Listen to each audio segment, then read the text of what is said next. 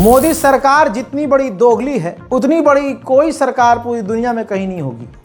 America की सरकारों से भी बड़ी दोगली सरकार अगर आपको देखनी है, मोदी सरकार को देख लीजिए। कैसे? आज से 1.5-2 साल पहले, ज़्यादा पुरानी बात नहीं, जब मैं तालिबान की खबरें दिया करता था तो मैं तालिबान को तालिबान बोला करता था, तो नीचे कमेंट में मोदी के चाहने वाले और आड़ भक्त आते थे, कहते अबे तालिबान आतंकवादी बोल। गोदी मीडिया, बड़े बड़े अखबार अपने चैनल पर, प्रिंट मीडिया पे मोदी अपने मुंह से, मोदी सरकार के नेता अपने मुंह से तालिबान को आतंकवादी कहते थे। कभी तालिबान को तालिबान नहीं बोला इन्होंने, हमेशा बोला तालिबान आतंकी संगठन या तालिबान आतंकवादी। जब तालिबान ने कब्जा कर लिया तो इनके मुंह में हक दिया तालिबान ने, मुंह में गू फंस गया। फिर इनकी औकात नहीं हुई कि तालिबान को आतंकी बोलकर दिखाएं। धीरे धीरे बड़ी चालाकी से, चतुराई से गोदी मीडिया ने तालिबान को आतंकी बोलना बंद किया, थूक के चाटना शुरू किया। फिर इसी तरह से सावरकर और गोडसे की औलाद क्या ही कर सकते हैं, सबने थूक कर चाटा। फिर खबर यह आई कि तालिबान सरकार से मोदी सरकार अंदर अंदर बात कर रही है। जब हमने ये खबर चलाई तो आड़ भक्तों ने हम पर इल्ज़ाम लगाया कि नहीं, मैं तो देश के खिलाफ बात कर रहा हूं, मैं झूठ बोल रहा हूं।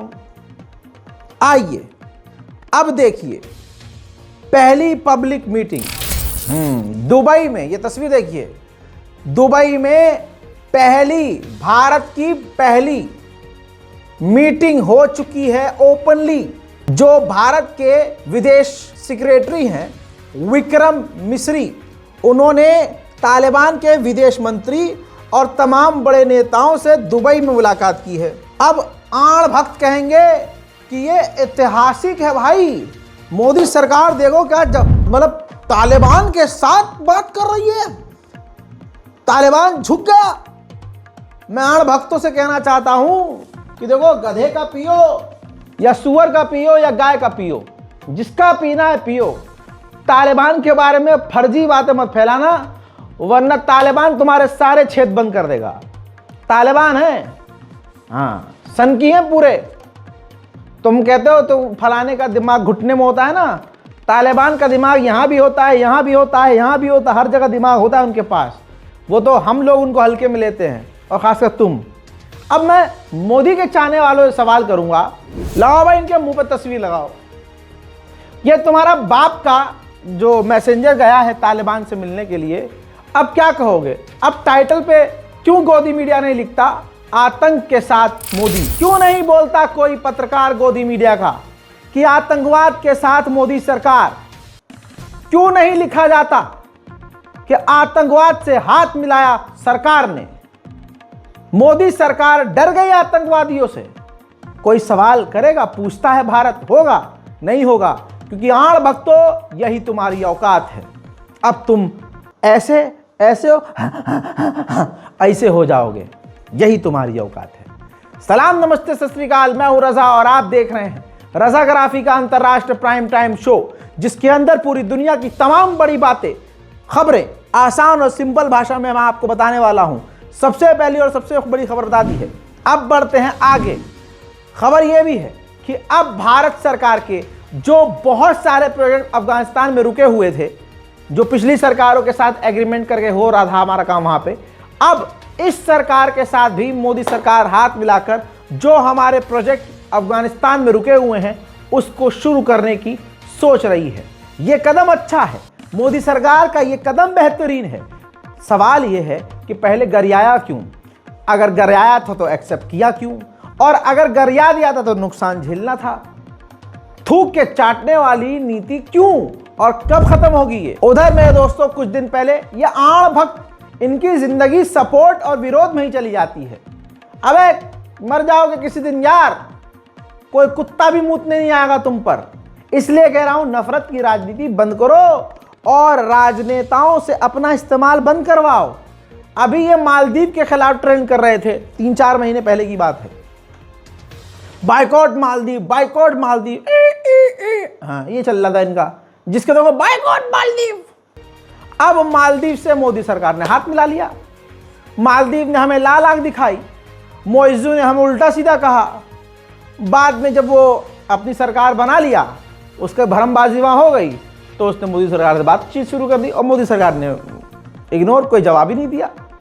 अब देखिए, जो मोदी सरकार और जिसके भक्त कह रहे थे मालदीव का बाइकआउट करो, उसी भक्तों के ऊपर मोदी सरकार ने मूत दिया और जो विदेश मंत्री मालदीव का भारत आया हुआ है उसको यकीन दिलाया है कि हम आपके साथ हैं, भारत मालदीव का साथ देता रहेगा। इतना ही नहीं, 35 करोड़ के हथियार भारत ने मालदीव के लिए अप्रूव कर दिए हैं।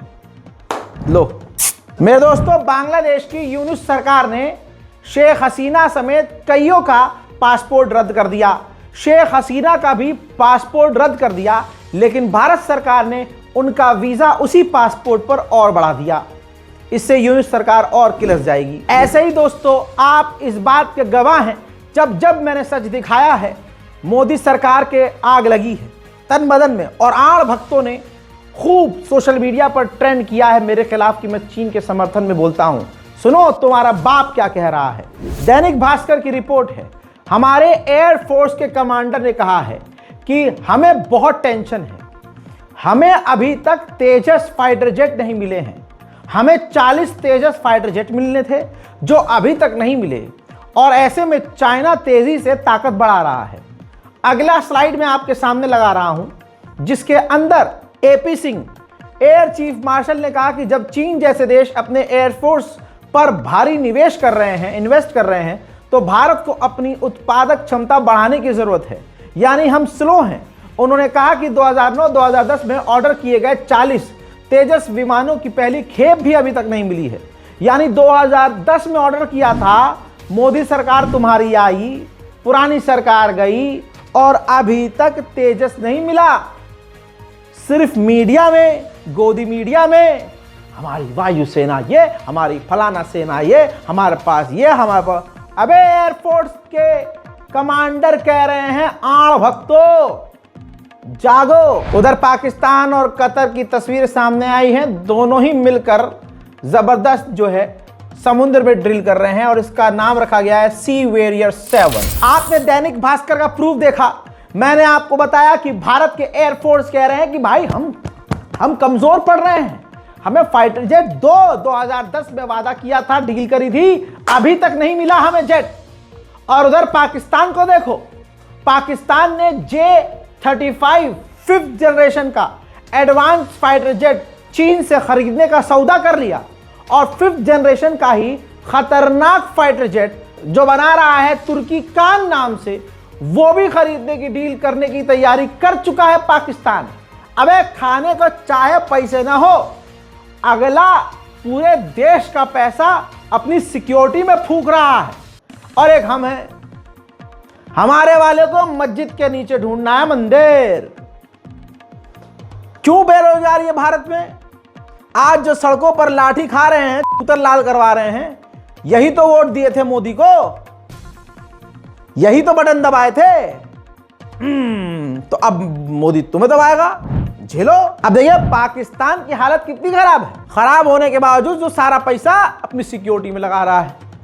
अब देख लो, 1.5 लाख नौकरियां पाकिस्तान में खत्म हो गई, लेकिन पूरी शिद्दत के साथ गरीबी, बेरोजगारी होने के बावजूद वहां अपनी सेना को पाकिस्तान मजबूत कर रहा है। उधर तुर्की ने हद ही कर दी है।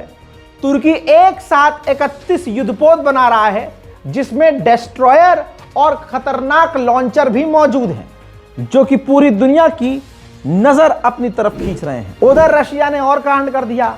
रशिया ने म्यांमार को सुखोई 30 एडवांस फाइटर जेट दे दिया। अब वहां की जो मिलिट्री है, जिसने पूरे देश पर कब्जा किया हुआ है, वो जनता आर्मी पर इसी से हमले करेगी। हजरात, तस्वीर तो मैं आपको दिखा नहीं सकता क्योंकि वीडियो हो जाएगी ब्लॉक। रिपोर्ट आपकी स्क्रीन पर है।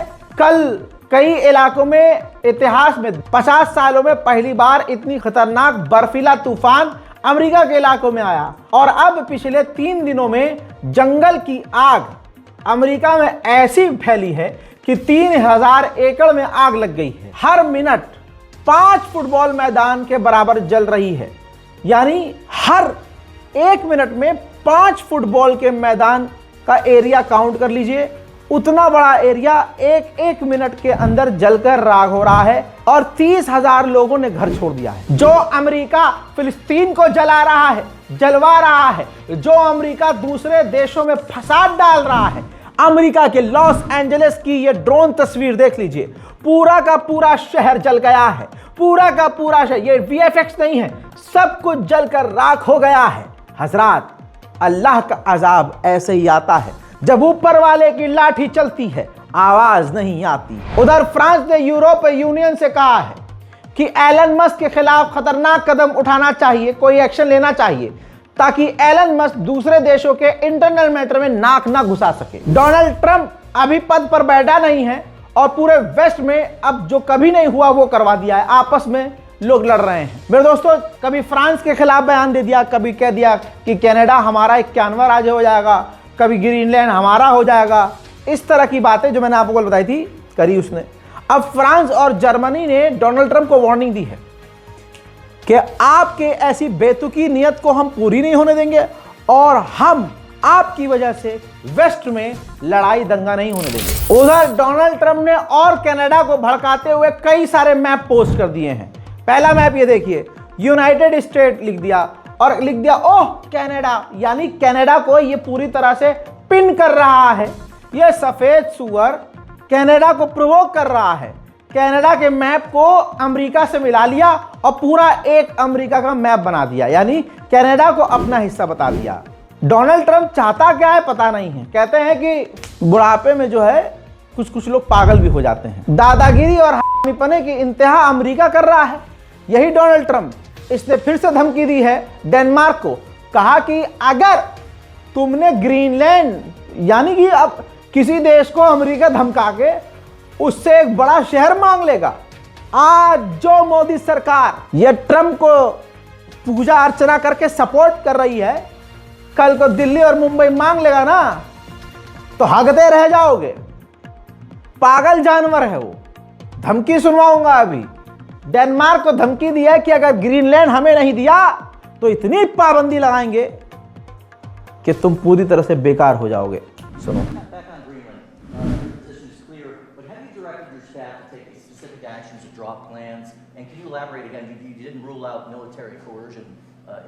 Well, we need Greenland for national security purposes. I've been told that for a long time, long before I even ran. I mean, people have been talking about it for a long time. You have approximately 45,000 people there. People really don't even know if Denmark has any legal right to it. But if they do, they should give it up because we need it for national security. That's for the free world. I'm talking about protecting the free world. You look at, you don't even need binoculars. You look outside, you have China ships all over the place. You have Russian ships all over the place. We're not letting that happen. अब Denmark बहुत घबरा गया कि America direct पंगा ले रहा है।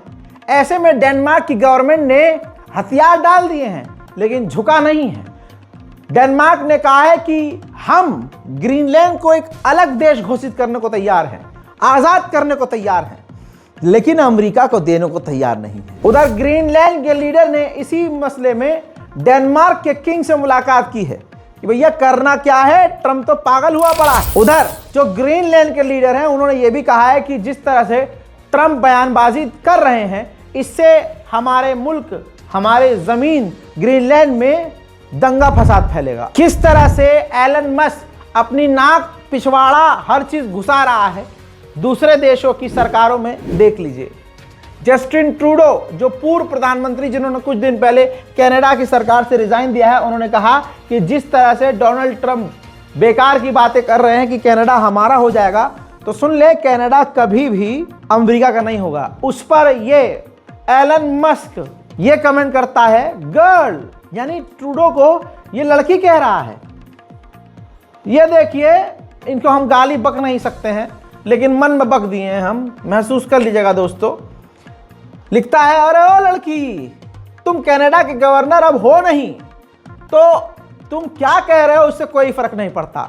यानी इस सुअर की सोच ये है एलन मस्क की कि अगर कोई सत्ता में होगा तो ही अपनी मादरे वतन के लिए, अपनी जमीन के लिए बोलेगा, अपने मुल्क के लिए बोलेगा, वरना आम व्यक्ति वहां का नहीं बोल पाएगा। ये इसकी सोच है। उधर कनाडा के मंत्री ने मुंहतोड़ जवाब दिया।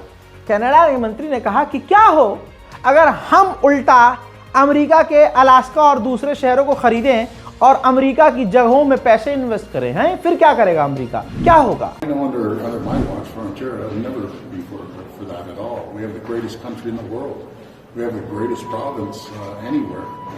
Any sub-sovereign nation is Ontario and the rest of the provinces as well. Do you think he's joking? You know something? To the president, I'll make him a counter offer. How about if we buy Alaska and we'll throw in Minnesota and Minneapolis at the same time? So, you know, it's not realistic. I know he likes making these comments and he likes joking around. I take that seriously. He may be joking, but under my watch, that will never ever happen. अब देखिए, Trump की सरकार आने वाली है, वो तो कुछ और कह रहा है, लेकिन फिलहाल बाइडेन की सरकार है। तो बाइडेन सरकार के विदेश मंत्री ने कहा है कि एंटोनी ब्लिंकन जो है कि ग्रीनलैंड पर जो कब्जा करने की बात आने वाली सरकार कर रही है, ये बेतुकी है। ग्रीनलैंड पर कभी कब्जा नहीं होगा। उधर मैक्सिको पर भी ट्रम्प की नज़र है। तो अब मैक्सिको की खूबसूरत जो राष्ट्रपति हैं, महिला राष्ट्रपति, उन्होंने मैप जारी किया और उन्होंने अमेरिका के लोगों को अमेरिकन मैक्सिकन कह दिया। अमेरिकी यानी अमेरिका के लोगों को मैक्सिकन ही कह दिया और कह दिया कि हम भले ही अलग हैं, लेकिन एक चीज़ और करी इन्होंने, अपने मैक्सिको के मैप में जो नया जारी किया उसमें अमेरिका के कुछ इलाकों को दिखा दिया। दुबई में ही तालिबान के विदेश मंत्री ने ईरान के नेता से मुलाकात करके रिक्वेस्ट की है कि देखिए, तनाव हम चाहते नहीं हैं, प्यार से कह रहे हैं मान जाइए, वरना हम थप्पड़ मार के भी कह सकते हैं। मतलब उन्होंने अपने स्टाइल में कहा यार। लेकिन हाँ, तालिबान नाराज़ है ईरान से और रिक्वेस्ट की है कि हमारे लोगों को, अफगान लोगों को ज़बरदस्ती ईरान से मत निकालिए। उधर पाकिस्तान का तो बेड़ा गर्क है ही, अपनी सेना को मजबूत कर रहा है हमारे लिए। अबे भाई, अपनी आर्मी, अपनी फोर्स अपने अंदर लगाओ। बलोचिस्तान, तस्वीर देखिए, बलोचिस्तान के लोगों ने, बलोच लोगों ने पाकिस्तान के कई इलाकों पर कब्जा कर लिया है, सरकारी इमारतों पर कब्जा है और तनाव पूरे पाकिस्तान में बढ़ता जा रहा है। उधर मेरे दोस्तों, जो चीज़ कभी नहीं हुई वो रेगिस्तान में हो रहा है। अरब ने क्या गुनाह किया, बिन सलमान ने क्या कर दिया, अल्लाह को नागवार शायद गुजर गया। तस्वीर देखिए, कल बरसात हो रही थी, बाढ़ आ रही थी, आज रेगिस्तान में बर्फबारी हो रही है। अल्लाह रहम करे, बाढ़ है, बर्फबारी है, बरसात है, ये रेगिस्तान का हाल है। शायद इस सरकार के, सऊदी की सरकार के और इन अरबियों के, जो ये नकली अरब वाले हैं, इनके गुनाह कुछ ज़्यादा हो गए हैं। बाकी अमेरिका का मैंने आपको दिखा दिया है कि अमेरिका में भी यही सब चल रहा है।